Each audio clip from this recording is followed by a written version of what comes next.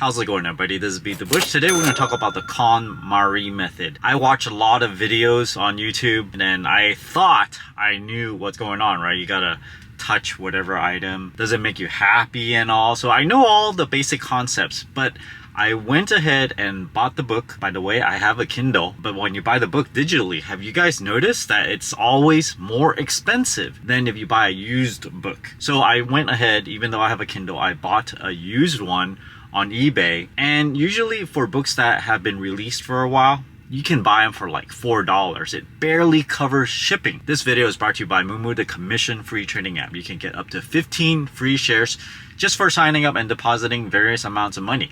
I have an account. Sometimes they have these promotions where you do various activities. You get a free share of Apple stock, and it's been pretty good. Sometimes you would see their advertisement on Wall Street. It's a bigger and bigger company nowadays.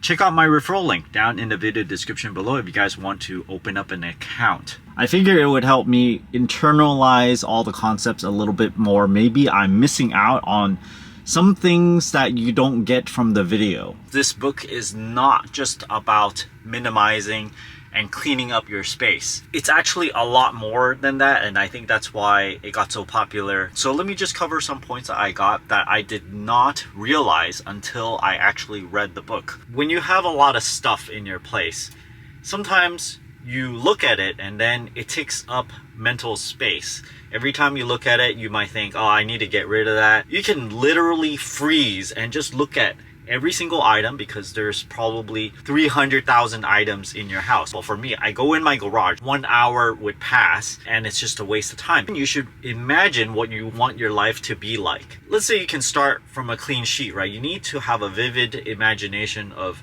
oh, I want this space to be completely clutter-free, kind of like minimalist looking, right? Imagine what that would look like. And then that's your goal. You need to go towards it. You need to do it all at once. And at first, I thought that this was a little bit too crazy, right? It's like, why don't I just do it a little bit at a time? And they do address this in the book. It doesn't mean that you need to discard everything all at once, because that's what it says in the book. What I think it means is that you need to decide what you're gonna discard. So for me, when I discard stuff, I want to know that it has no value in it whatsoever. It's worth my time to sell it, right? So many times I would see something and let's say I want to discard it, right? But if you go and try to take pictures and then list it on eBay, that's going to take a bunch of time, right? So by the time you do every single item sequentially, it's going to take forever. So the idea is to look at all the items. And if you want to discard it, if you decided to discard it, you take those and put it aside. You need to think about what you want to keep instead, rather than what you want to toss away. One mental trick is to remove everything from a particular room and then start putting things back, all the things that you want. So if you have most things that you want already, you don't actually have to physically do this, right?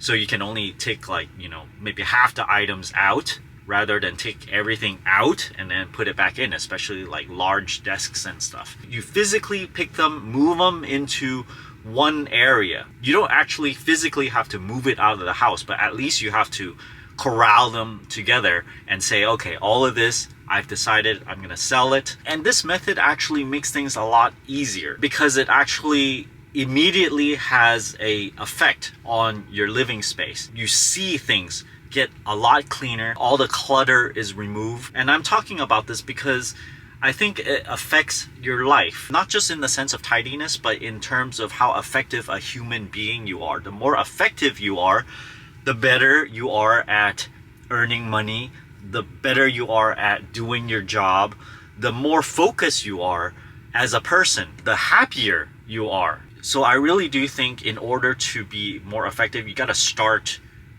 at your home, where you want everything to be in order. Once everything internally is in order, things externally is gonna look very tidy as well. People are gonna notice, people wanna do business with you. You gotta touch it so that you know the emotions of the item. Once you touch something, you're gonna be like neutral, or you're gonna be, I hate it, or you touch it and you immediately know, I really, really like this thing. There's no way I'm gonna get rid of it. I have this cup that was given to me from an old friend that kind of lost touch, right? For many, many years already. So, you know, every single time I look at this cup, it just reminds me, oh man, that's a lost connection right there. It just kind of brings me down a little bit. So recently I decided, okay, I want to put that away. I want to donate it. I don't want to, you know, have this memory pop up every time, because it's not a happy memory.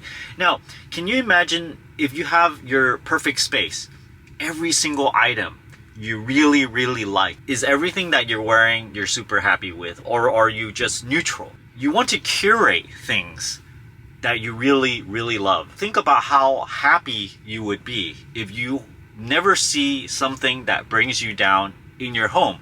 Your home should be like that, right? You can control your environment. The KonMari method also talks about which categories to do first. For example, clothes. If you have clothes, you got to bring all the clothes from a certain closet, the guest closet or whatever, any closet in the entire house. Or if it's in storage, you got to bring it all out and put it all together to make how ridiculous it is to have so many of the same item. It lets you concentrate everything. For example, I did it with vacuum cleaners a long time ago.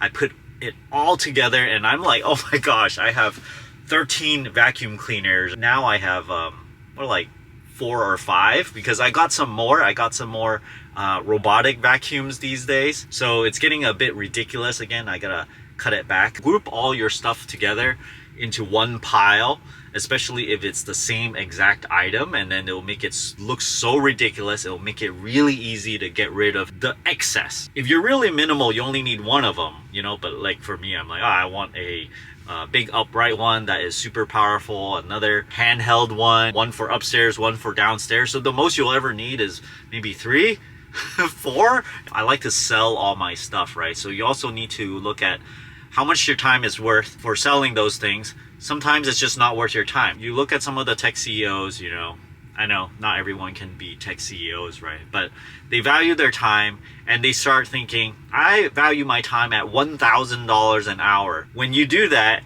you start doing things that are worth that time. If you spend your time that is worth less than that, you're gonna get paid that much. If you start selling a whole bunch of stuff for like $5 each, 30 minutes on average, that's getting yourself paid $10 an hour. And you can just do this indefinite amount of time selling your 100,000 items, and you'll be stuck doing all those low value things, and you can't increase your compensation by the hour. List all the high value items. People only pay for market value of the thing. You have to strip out the sentimental value of those things. So you should go on eBay, look at how much they normally go for, and sell it at that price. And if it doesn't sell, you gotta lower the price every single week, maybe 5 or 10%. If you do this a couple weeks in a row, you know, it's gonna get so cheap, someone's gonna buy it. Pick out all the stuff that you want to get out of your life, makes you annoyed, brings up bad memories that you're not super happy with. Put them all in a corner. You don't have to try to sell all of it, but some of it is obviously not worth anything. You can donate those,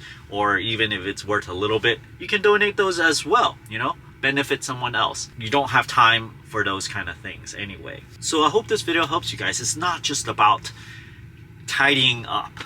It's like life-changing. It does say that in the book, and it really is. Try it. Thanks for watching this video. Don't forget to give me a like and subscribe for more.